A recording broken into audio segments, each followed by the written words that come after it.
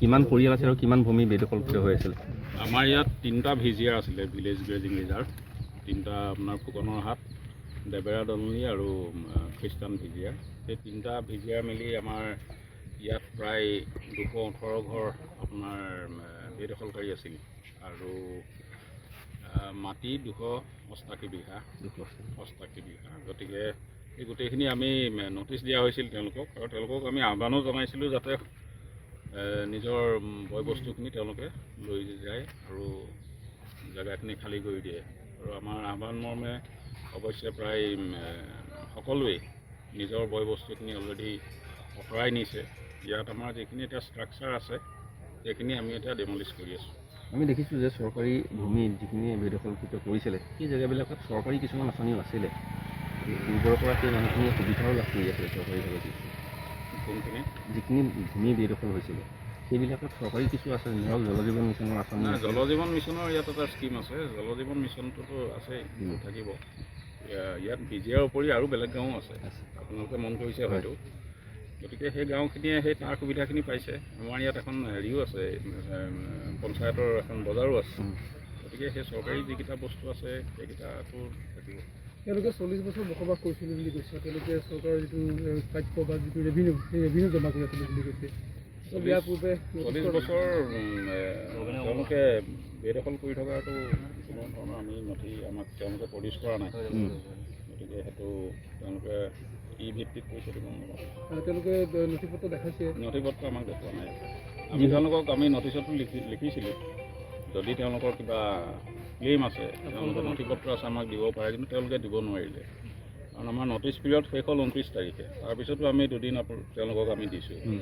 আজি 3 তাৰিখ, প্ৰায় 3 দিন তেওঁলোকে পাইছে। গতিকে কোনো ধৰণৰ আমাক তেওঁলোকে নথিপত্ৰও দাখিল কৰা নাই, আৰু এই সময়ছোৱাত অৱশ্যে তেওঁলোকে নিজৰ বয় বস্তুখিনি নিজে লৈ গৈছে। তেওঁলোকে ভাৰতীয় নাগৰিক, যিহেতু তেওঁলোকে গণতন্ত্ৰৰ তেওঁলোকে ভোটাধিকাৰ সাব্যস্ত কৰি আহিছে, এখেতলোকৰ ক্ষেত্ৰত কিবা বেলেগ? এটা কথা, আপোনাৰ যিটো ৰিজাৰ্ভ লেণ্ড, এই ৰিজাৰ্ভ লেণ্ডটো আপোনাৰ ভিজিআৰখিনি আমাৰ সুপ্ৰিম কোৰ্টৰ ডাইৰেকশ্যন আছে যে এইখিনি খালী কৰি ৰাখিব লাগে। গতিকে তেওঁলোকে বেদখল কৰাটো আচলতে উচিত নাছিল। সেইটো আমি পৰৱৰ্তী সময়ত দেখা যাব কি কৰিব পাৰি। আজি উচ্ছেদ অভিযান চলি আছে, আজিৰ দিনটোকে শেষ হ'ব নে আকৌ চলাব? আজিয়ে শেষ হ'ব, আজিয়ে শেষ হ'ব। উচ্ছেদিতৰ পিছত, উচ্ছেদ কৰাৰ পিছত কি ধৰণে সংৰক্ষিত কৰি ৰাখিব এইখিনি আমি প্লেন কৰিছোঁ। আমি ইয়াত প্লেণ্টেশ্যন কৰিম আৰু আমি বাউণ্ডেৰীটো আমি নিৰাপদে ৰাখিম। আমি পষ্ট এইবিলাক লগাই গছ কাটি পেলোৱা হৈছে, এই কথাটো অকণমান ব্যক্তিগত হৈছে। গছখিনি নকটাতেও হয়তো নহয়, যিখিনি ধৰক তেওঁলোকে তামোল গছ বা এনেকুৱা লগাইছে সেইখিনি কাটিছে, কিন্তু যিখিনি আমাৰ ডাঙৰ গছ আছে, ডাঙৰ গছখিনি আপোনালোকে হয়তো মন কৰিছে, ফৰেষ্টৰ মানুহে তাত মাৰ্কিং কৰিছে। ফৰেষ্টৰ মানুহে আপোনাৰ অফিচিয়েলে আহি তাত মাৰ্কিং কৰিছে, আৰু তেওঁলোকৰ এটা ফৰেষ্টৰ নিয়ম আছে, গছৰ যিটো উইথ হয় মানে সেইটো এটা লেভেলৰ ওপৰত তেওঁলোকে মাৰ্কিং কৰি তাত সংৰক্ষণ কৰে। গতিকে তেওঁলোকৰ পাৰ্টটো তেওঁলোকে গছ আৰু তামোল গছ কিবা কিবি তেওঁলোকে নিজে কাটি লৈ যোৱা যেন লাগিছে। তামোল গছটো মেক্সিমাম, বাঁহ গছ এইবিলাক যিসকল বেদখলকাৰী আছিলে তেওঁলোকে নিজেই কাটি লৈ গৈছে। আমাৰ সেইখিনি বিশেষকৈ উচ্ছেদ কৰিবলগীয়া হোৱাই নাই। হৈছে আজি আমি কমচে কম 30 বছৰ হৈ গ'লে থকা, সৰুৰ পৰা ইয়াতে আমি ডাঙৰ হোৱা, এইটো ভাঙিব বুলি আমি ভবাই নাই, আৰু ৰাংচালি মাটি আছে বুলিও আমিও এতিয়ালৈকে জানা নাই। তেওঁলোক ক'ৰ পৰা আহিছে? 30 বছৰ আগতে ক'ৰ পৰা আহিছে? আমি আছিলোঁ ৰাওনাপুৰত আছিলোঁ। ৰাওনাপুৰৰ পৰা আগত ক'ত আছিলে? ৰাওনাপুৰৰ আগতে হাতীলঙত আছিল। তোমালোকৰ জন্ম ইয়াত নেকি? জন্মটো মোৰ ৰাওনাপুৰত। ককা দেউতা ক'ৰ পৰা আহিছিলে? ককা দেউতা চব হাতীলঙত আছিল।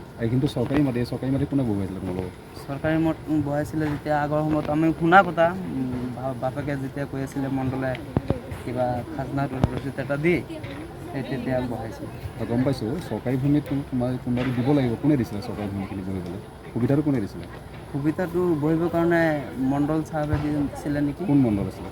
মণ্ডল কোন আছিলে সেইটোতো আমি নাজানো, সেইটো দেউতাই জানিব। বহিবলৈতো ইয়াত চৰকাৰী ভূমিতো জানিবই লাগে, চৰকাৰী ভূমি উচ্ছেদ কৰিব। গতিকে ইয়াত বহিবলৈ কোনে সুবিধা দিছিলে? আমাৰ খুৰাই সিহঁতি জানিব, বাবাই জানিব, খুৰাই জানিব। সিহঁতি গুচি গ'ল। আপোনাৰ ঘৰ ভাঙিলে? ভাঙিলে, এই তিনিটা ঘৰ ভাঙিলে। কিমান ঘৰ মানুহৰ ঘৰ ভাঙিলে? কমচে কম 300 ঘৰ আছিলে। মছজিদ এটা আছিলে, মছজিদটো ভাঙিলে। যিকোনো খবৰৰ বাবে যোগাযোগ কৰক 7099017330 লগতে 7099017110 নম্বৰত।